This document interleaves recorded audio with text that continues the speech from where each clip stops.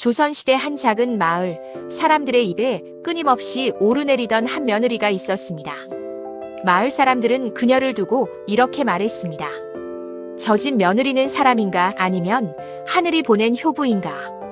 그녀는 병든 시부모를 모시며 하루도 편히 쉰 적이 없었습니다. 새벽 달기 울기 전 일어나 장작을 패고 물을 길어와 따뜻한 죽을 쑤어드렸고 겨울에는 손이 얼어 터지도록 빨래를 하면서도 한 번도 싫은 내색을 하지 않았습니다.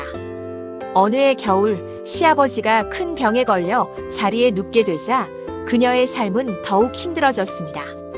밤마다 열이 오르는 시아버지의 이마에 젖은 수건을 올리고 약초를 캐기 위해 눈 덮인 산을 오르내리며 며칠 밤을 뜬 눈으로 지새웠습니다.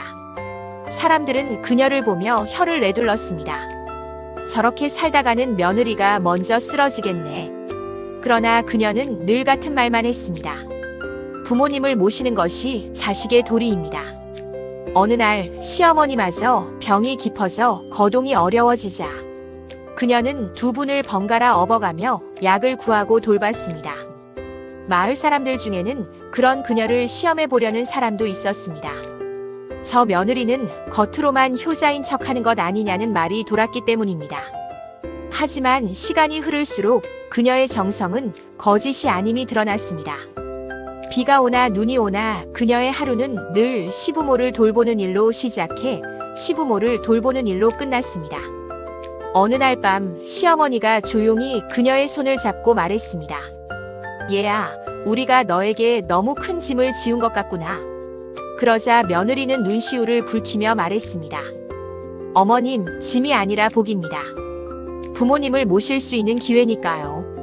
그 말을 들은 시어머니는 눈물을 흘렸습니다.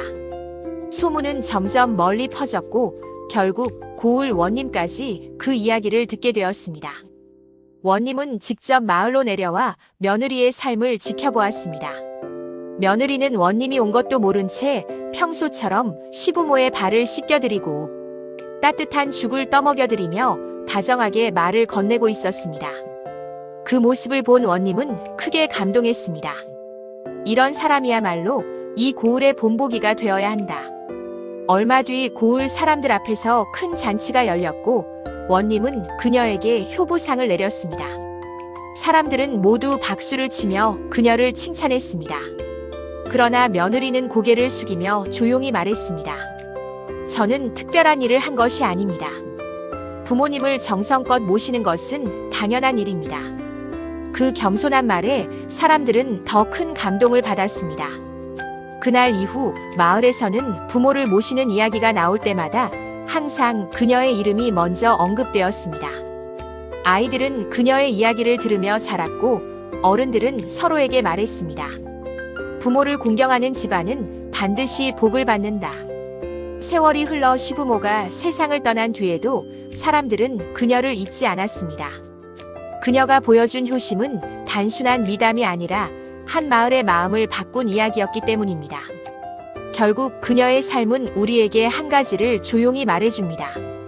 효는 거창한 것이 아니라 매일의 작은 정성과 마음에서 시작된다는 것을.